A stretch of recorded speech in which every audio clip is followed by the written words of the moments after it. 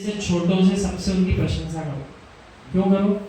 वे जो कार्य करते दिख रहे हैं उससे आपको प्रसन्नता होना चाहिए।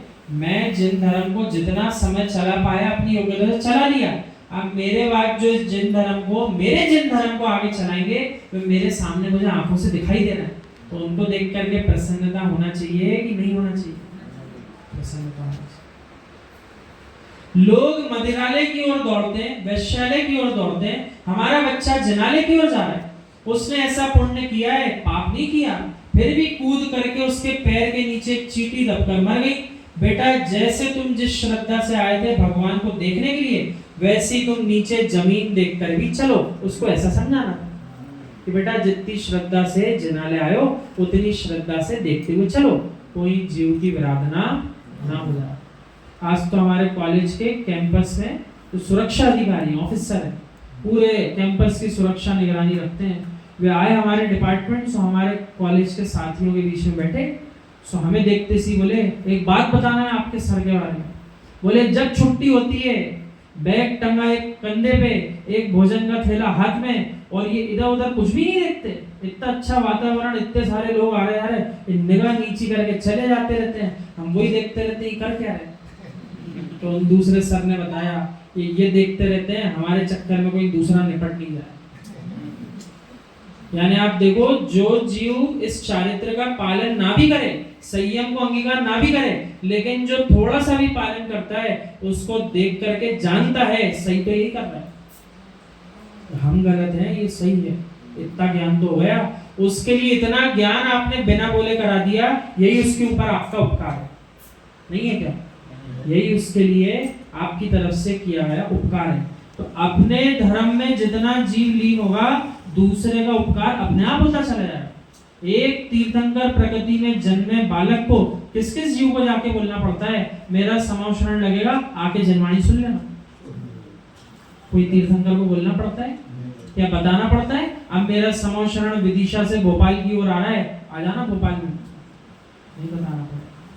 वे अपना जितना परम कल्याण कर रहे, दूसरे जीवों का परम उपकार बिना बोले होता है कि नहीं? वैसे ही प्रत्येक जैनी श्रावक श्राविका को इतनी सुंदर श्रावक और श्राविका की चर्या करना चाहिए, दूसरे जीव कम से कम उस चर्या का ज्ञान ही कर लें। वे आपसे पूछे तो भैया आलू प्याज क्यों नहीं खाते हो, भैया रात्रि में भोजन क्यों नहीं करते हो, वे आपसे ही पूछ रहे हैं, क्योंकि वे तो कह रहे हैं ये तो खुद हमारे साथ खाते हैं, वे आपसे पूछ ही नहीं पा। आप छोड़ोगे तब तो उनके ज्ञान का विषय बनेगा, भैया रोज सवेरे से मंदिर क्यों जाते हो, तब तो आप बता पाओगे जिनालय क्यों जाते हैं। आप स्वयं नहीं जाओगे तो वे आपसे क्यों प्रश्न करेंगे। और आजकल तो बड़ा एडवांस जमाना हो गया, ऐसी सोसाइटी में रहना है, ऐसे क्षेत्र में रहना है, सारे धर्म बराबर हैं, हम तो सब धर्म मिलके मनाते हैं। मनाते रहो भैया, जैसा बाकियों का धर्म वैसे ही आपने अपने धर्म को भी सामान्य बना दिया। आपका धर्म सामान्य था कि विशेषों में विशेष था, आपने उसको किस पौड़ी बना दिया, सामान्य बना दिया। जैसे आपका त्योहार मना रहे, ऐसी एक दिन हमारा मना लेना। ना आपको कुछ पता अपने धर्म के बारे में, ना उनको कुछ पता, बस एक क्रिया हुई, आनंद मनाओ, खाओ पियो, चलते रहो। ऐसा नहीं करना है, अपने जिन धर्म की महिमा बनी रहना चाहिए। भले ही एक श्रावक चलेगा, लेकिन उसके माध्यम से हजारों लोग को ज्ञान होता रहे, और फिर हजारों जीव उस मार्ग पे चलने लग जाएं तो लाखों करोड़ों के बीच में प्रवाहन अपने आप हो ही जाएगी, चिंता थोड़ी करना पड़ेगी।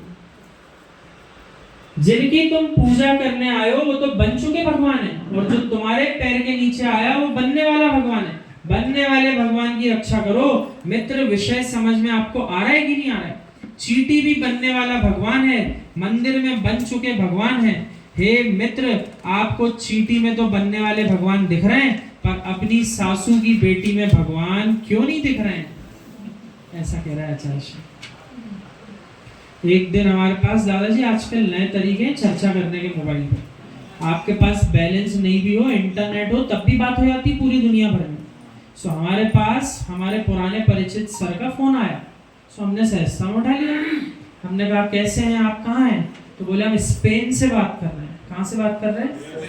बोले हमने आपसे बात करने लगाया, और इसलिए भी लगाया, बहुत दिन हो गए आपके मोबाइल पे आपने अपनी क्लास नहीं डाली, हम वहाँ बैठ करके भी क्लास देखते हैं, आपने बहुत दिन से डाली नहीं है। ऐसा कह रहे हैं। यानी जीव भले ही भारत से चला गया, उसको कुछ सुनने में अच्छा लगता है तो बाहर विदेश में बैठ के भी सुनना चाहता है, और ऐसा बोला तो हम बहुत प्रसन्न हुए। पिछले महीने की घटना है, हम बहुत सारी बात तो बताने ही भूल जाते हैं आप लोग। तो देखो आप प्रभावना कितनी सुंदर हो सकती है। कम से कम वो अकेला या अपने परिवार को भी ये सुनाता होगा तो वो जीव आनंदित होता है कि नहीं से। बोले बहुत अच्छा लगता है हमको आप जो बोलते हो ना। और कई छात्र ऐसे ही मिले, आप जो बोलते हो वो बोलते हुए बहुत अच्छे लगते हो, समझ में कुछ नहीं आता। अब किसी कठिन क्लास को सुन लिया होगा, किसी कठिन विषय चल रहा है, अपन जान करके तो कुछ ऐसा बोलते नहीं कि शूटिंग करो तब ऐसा बोलेंगे। तो हुआ क्या, किसी कठिन क्लास को सुन लिया हो, बोले सर लगते बहुत अच्छे हो आप, लेकिन बोलते क्या हो समझ में कुछ नहीं आता। हाँ, और 2-3 जीव तो वैसे वो पहले आ चुके हैं पर्यूषण पर्व में, जब यहाँ कक्षा बनने लगाई थी, तो वे हमसे बोल रहे हैं हम पास आउट हो गए, अपने नगरों में वापस जाने वाले हैं, बार बार भावना भाते, लेकिन क्या करें हम सर, आप रहते इतनी दूर, हम रात्रि के कालियों में आ नहीं पाते, वरना हम बार बार आके सुनना चाहते हैं, ऐसा बोलते हैं।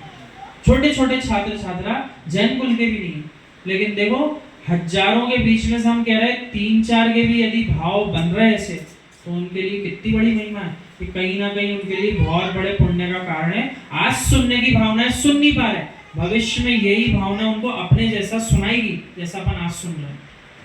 अपन उनसे 2 कदम आगे हैं माना, लेकिन वे भी इसी कदम का पालन करेंगे और वे भी अपने बाद भगवान बनेंगे, ऐसा जानो। हे पापी, उसके अंदर भी तू भगवान को देख। चींटी में तू भगवान देख रहा है, पर 5 इंद्री में भगवान नहीं देख रहा। जगत में कुछ ऐसे अज्ञानी जीव हैं, कितनी भी गंभीर तत्व की चर्चा करें, समय सार जी का व्याख्यान करें, लेकिन समय सार के व्याख्यान के बाद भी आखिर में गिरते नहीं हैं। यानी